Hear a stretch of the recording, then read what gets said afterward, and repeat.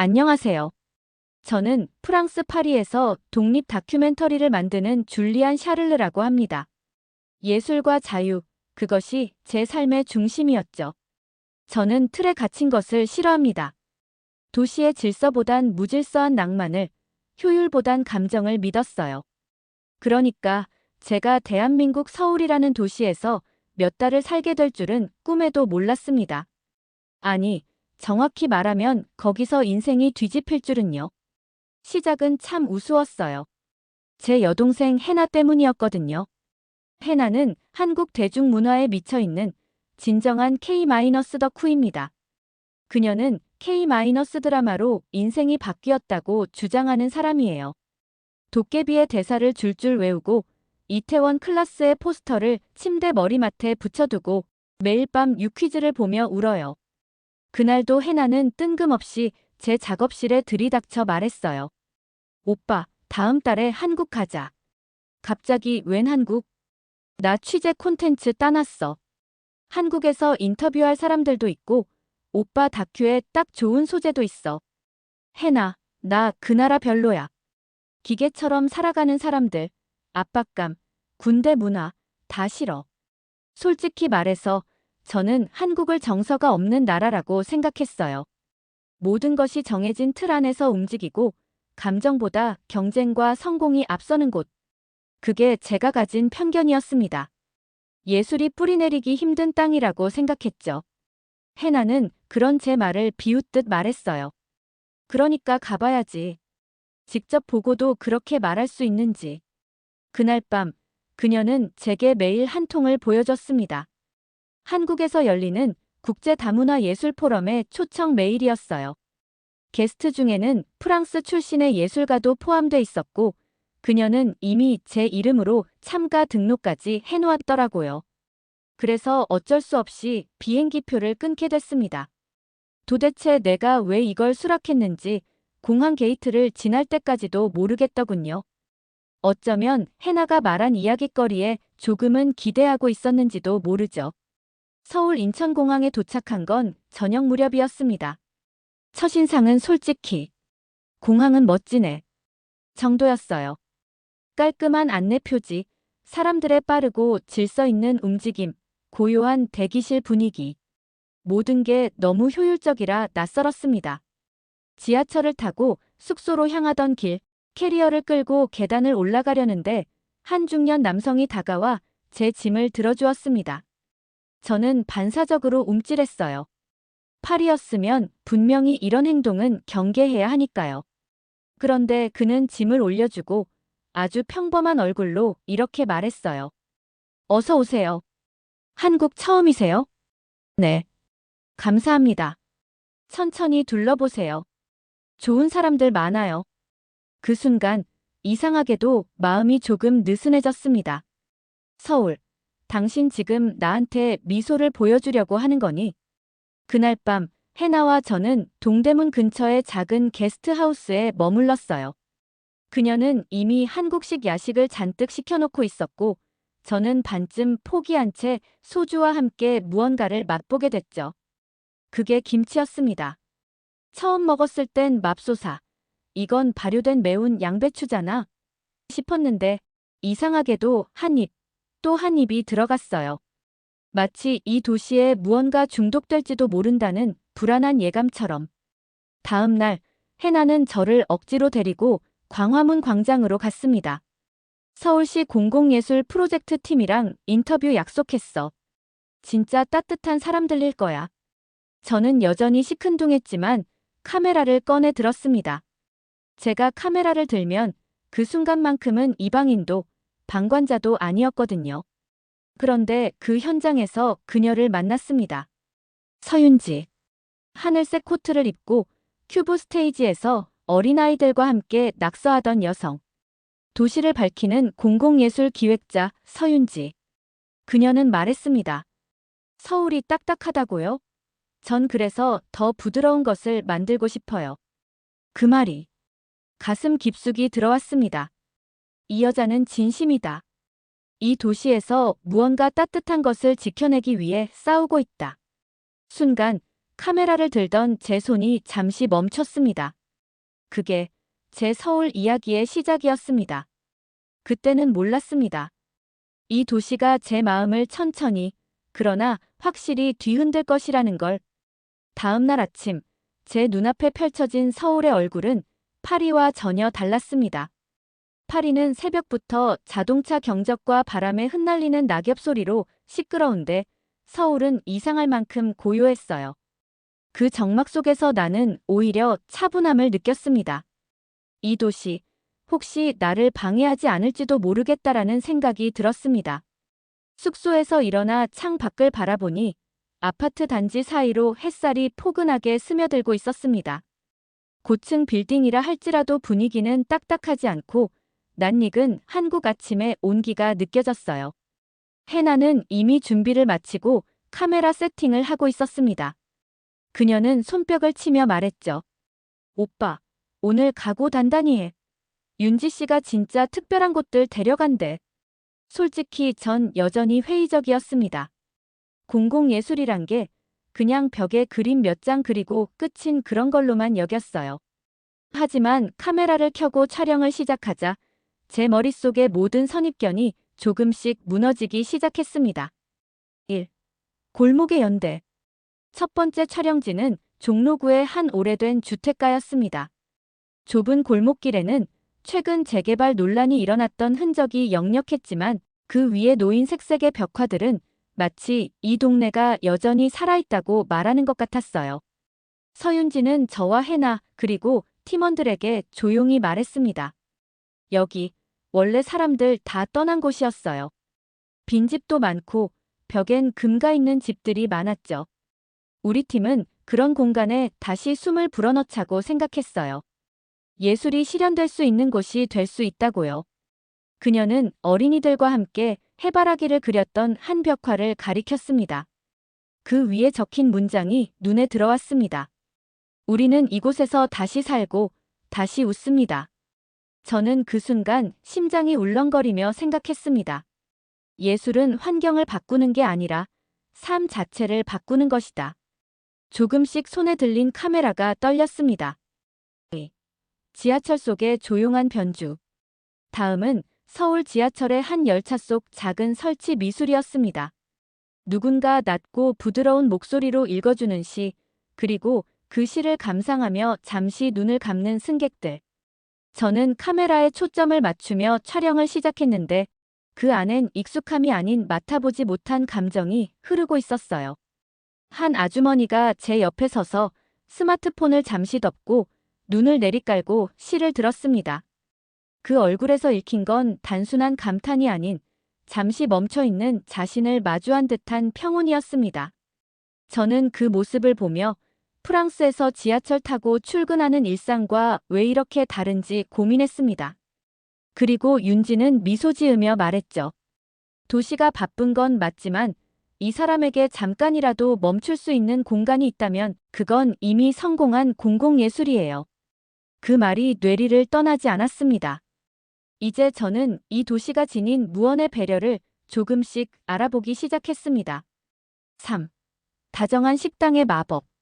저녁 무렵 한옥을 개조한 조용한 식당에 도착했을 때 저는 이미 많이 지쳐 있었습니다. 하지만 그곳의 공기는 달랐어요. 마루와 기와 지붕이 만든 따스한 그림자 속에 낯선 식문화를 마주할 준비가 된 상태였죠. 임팩트 강한 반찬들이 식탁 위에 놓였고 다양한 맛과 풍미가 한데 섞이는 장면은 마치 작은 예술 같았습니다. 한식의 섬세함은 음식을 넘어서 사람을 위한 정성을 담고 있었습니다. 옆에 앉은 아주머니는 젓가락으로 제 접시를 채워주며 말했습니다. 여기, 이거 드셔보세요. 고소하고 부드러워요. 그 순간 저는 갑자기 뜨거운 감정이 밀려왔습니다. 처음 보는 이의 친절이 무방비 상태의 제 마음을 열어버렸어요. 그 감정은 슬픔도 기쁨도 아닌 정말 이 도시에 스며들 수 있을지도라는 작은 희망이었습니다. 해나는 제 반응을 보며 깔깔 웃더니 말했습니다. 오빠, 확실히 눈빛이 달라졌어. 이젠 고개 끄덕이게 생겼다고. 저는 그때 처음으로 고개를 천천히 끄덕였습니다. 한 번도 인정하지 않았던 감정이 제 안에서 기어코 표면 위로 드러난 거죠. 4. 다문화 커뮤니티의 진심. 며칠 후 우리는 서울 외곽의 작은 마을로 이동했습니다. 다문화 가정 아이들이 모여 벽화를 그리고 끊임없이 웃고 떠드는 모습은 마치 살아 움직이는 캠퍼스 같았습니다. 거기서 최강호라는 청년을 만났어요. 그는 윤지의 동료이자 이 커뮤니티의 중심이었습니다. 그는 말했습니다. 줄리안 씨, 한국이 순수한 온기만 있는 건 아니에요. 여긴 계층 차별, 인종 차별도 많아요. 다문화 가정 아이들도 편견을 마주하죠. 하지만 중요한 건 그걸 바꾸려고 하는 사람들이 있다는 거예요. 그 말에 저는 깊은 감동을 받았습니다. 이 도시는 결코 완벽하지 않다. 하지만 이를 부정하거나 숨기지 않고 함께 바꾸려는 사람들이 있다. 저는 카메라를 들고 천천히 돌아보며 촬영했습니다. 아이들의 웃음, 거기 오가는 미소, 서로를 응원하는 눈빛. 이 모든 것이 하나의 메시지 같았어요. 찻집에서의 첫 속마음. 촬영이 끝난 뒤 저는 윤지와 해나 셋이 작은 찻집에 앉았습니다. 나무 바닥엔 따뜻한 햇살이 스며들고 우유 거품 위에 그려진 부드러운 문양이 평온을 더했습니다. 윤지가 차를 한 모금 마시며 말했어요. 줄리안 씨, 어떠세요? 서울은? 저는 잠시 동안 답을 망설이다가 천천히 입을 열었습니다. 생각보다 따뜻해요. 아니, 따뜻해요. 그리고 제 속에서 나오지 않았던 고백이 나왔습니다. 프랑스에서는 이런 정서, 이런 마음의 여유를 거의 못 느껴요. 인간이란 존재를 생각하게 하는 순간들이 많아요. 카메라를 들고 와서 기록하려 했는데 이제는 제가 기록되는 사람이 된 것 같아요. 윤지는 그 말을 듣고 조용히 하지만 분명하게 웃었습니다. 그때 저는 처음으로 서울이라는 도시와 눈을 마주친 느낌이었습니다. 그리고 그 도시의 일부가 되어버리고 싶다는 생각이 들었죠. 서울에서의 촬영이 어느덧 2주 차에 접어들었다. 나는 이제 무언가에 빠져 있었다. 거리의 풍경이 예사롭지 않았고 사람들의 일상적인 말과 행동에서도 이야기를 느끼기 시작했다. 윤지와 해나 그리고 최강호가 이끄는 다양한 프로젝트를 통해 나는 점점 서울이라는 도시의 속살을 들여다보고 있었다. 카메라 너머로 바라본 서울은 더 이상 삭막한 회색 도시가 아니었다. 그 안에는 저마다의 꿈을 지닌 사람들이 있었고 그들의 눈빛은 따뜻했다. 그렇기에 나는 이 도시를 믿기 시작했는지도 모른다. 그러나 신뢰가 생긴 곳에 균열이 생기는 건 언제나 아주 작은 틈에서부터였다. 1. 낯선 저녁, 이상한 분위기. 그날 저녁도 우리는 일정이 끝난 후 윤지의 소개로 작은 한식 식당에 들렀다. 윤지, 해나 그리고 프로젝트 팀원 몇 명이 함께하는 자리였다. 반찬이 차려지고 정갈한 숟가락이 놓이며 자연스러운 분위기가 흘렀다. 하지만 식사를 하던 도중 내 치아에서 갑자기 딱딱한 소리가 났다. 과거 프랑스에서 치료했던 어금니의 레진이 떨어져 나간 것이었다. 혀끝으로 쓸어보니 이가 움푹 패여 있었다. 당황스러웠다. 카메라 앞에서 웃으며 서울의 편안함을 이야기했던 내 모습과 달리 입안에서는 불편함과 통증이 몰려왔다. 젓가락질이 어색해졌고 음식을 씹지 못했다. 윤지가 내 얼굴을 살피며 물었다. 줄리안 씨, 어디 불편하세요? 괜찮아요. 그냥 이가 조금 갑자기 문제가 생겼어요. 그럼 바로 병원 가보셔야죠. 그 말에 나는 괜히 예민해졌다. 지금요? 이 밤에요? 프랑스 같으면 예약 잡고 며칠은 기다려야 하는데. 여긴 한국이에요. 지금도 진료 가능한 병원 있어요. 제가 알아봐 드릴게요. 순간 이상하게 기분이 상했다. 왜지? 도움을 주려는 말인데도 마치 내가 어리숙하고 느린 외국인이라는 듯한 시선처럼 느껴졌다. 그 자리에 있던 모든 한국인들이 내 반응을 지켜보는 듯한 착각. 갑작스러운 피로감과 외로움이 몰려왔다. 아니에요. 그냥 내일 호텔에서 알아볼게요. 나는 숟가락을 내려놓고 말았다. 그 순간 분위기가 잠시 얼어붙었다. 해나가 조용히 내 팔을 잡고 말했다. 오빠 괜찮아? 나는 고개를 끄덕였지만 마음속에는 이상한 불편함이 점점 퍼져나가고 있었다. 거리에서의 단절감. 식당을 나선 뒤 나는 따로 걷고 싶다고 말하고 혼자 길을 걸었다. 서울의 밤은 여전히 화려했지만 나는 갑자기 외롭고 작아진 기분이었다. 모든 게 빠르고 효율적이고 친절한 이 도시에서 나는 왜 이리 무력하게 느껴지는 걸까? 프랑스에서는 불편한 일이 생기면 시간에 기대어 천천히 해결하곤 했다. 그런데 한국에서는 마치 즉각 해결하지 않으면 뒤처진다는 묘한 압박감이 있었다. 그건 호의이면서도 동시에 부담이었다. 그때 나는 이 도시의 진심이 아니라 기계적인 효율에 속고 있는 건 아닌가 하는 의심이 들었다. 나는 진심을 믿었지만 이곳의 따뜻함도 결국 시스템에 불과한 것일지도 모른다는 불안감. 그 감정은 예상보다 훨씬 컸다. 3. 다시 사람. 그렇게 며칠을 묵묵히 지냈다. 윤지와의 촬영도 점점 짧아졌고 나도 적극적으로 의견을 내지 않았다. 서로가 서로를 조심하는 묘한 거리감이 생겼다. 그러던 중 최강호가 내게 전화를 걸어왔다. 줄리안 씨, 저희랑 같이 봉천동에 갈 수 있을까요? 이번 주말에 노숙인 분들과 도시락 나눔 행사 있어요. 처음엔 망설였지만 결국 동행했다. 거기서 나는 잊을 수 없는 장면을 목격했다. 윤지가 작은 도시락을 노숙인 할머니에게 건네며 조용히 허리를 숙이는 모습. 강호가 날씨에 대해 걱정하며 두꺼운 외투를 챙기는 모습. 그리고 그들이 주고받는 짧지만 진심 어린 인사들. 그 모든 것이 효율이 아닌 애정에서 비롯된 것이었다. 그들이 서울을 따뜻하게 만드는 건 시스템이 아니라 사람이었다. 내가 겪은 오해는 그저 내 안의 낯섦과 두려움이 만든 그림자였던 것이다. 4. 진심의 끝에서. 행사 후 윤지가 조용히 다가와 말을 걸었다. 요즘 줄리안 씨 조금 멀어진 것 같았어요. 내가 오해했던 것 같아요. 한국이 너무 완벽하게 느껴져서 그게 진짜일까 혼란스러웠어요. 윤지는 미소 지으며 말했다. 완벽하지 않아요. 그저 좋은 사람들이 많을 뿐이죠. 그리고 그 사람들이 서울을 지켜요. 당신이 느낀 것도 그들이에요. 그날 나는 다시 윤지를 바라봤다. 그 눈빛에서 처음처럼 낯설미 아닌 깊은 신뢰가 느껴졌다. 카메라를 들고 있던 내가 이제 이 도시의 이야기 속으로 들어가고 있다는 걸 확신했다.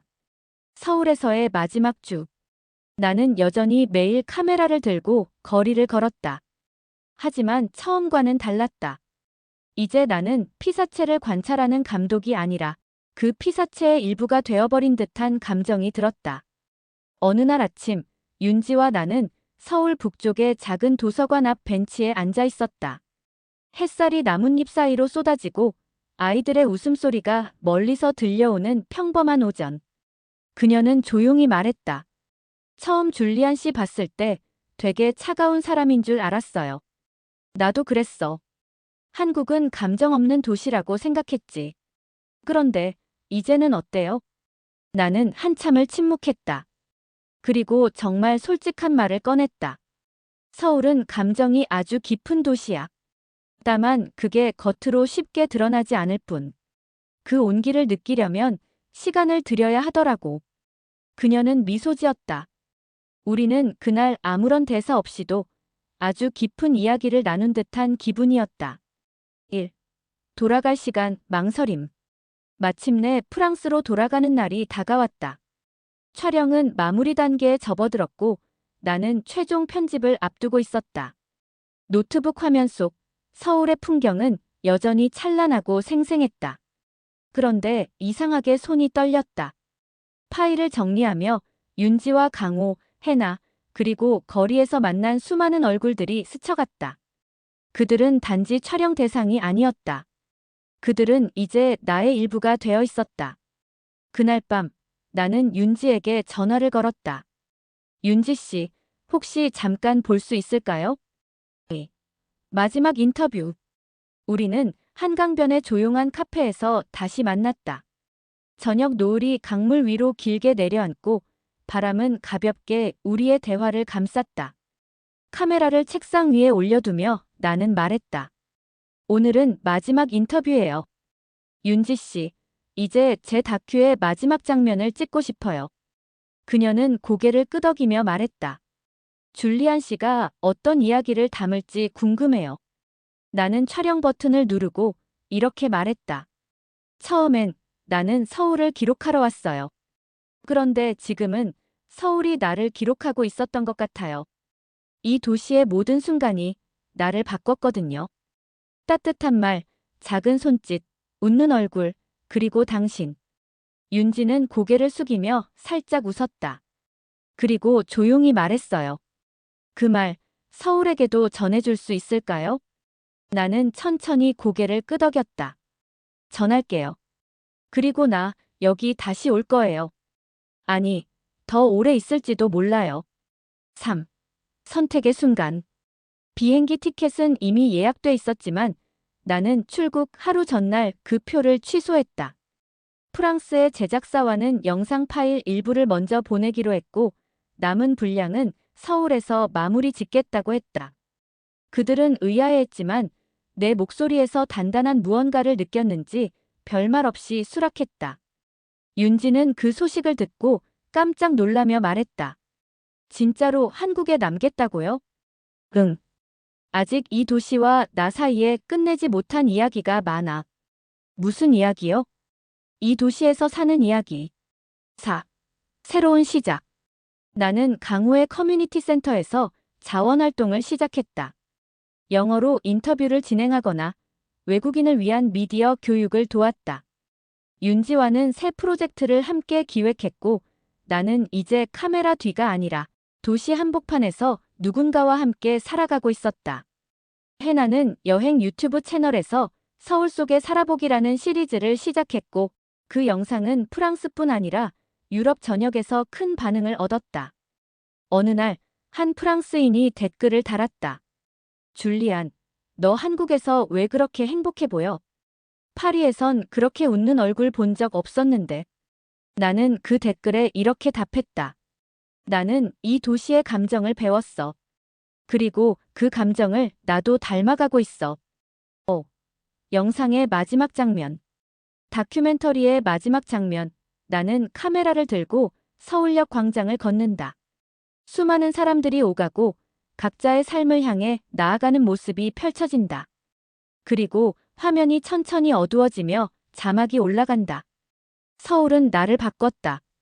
그리고 이제 나는 이 도시의 이야기를 살아가고 있다. 여러분은 어떻게 느끼셨나요?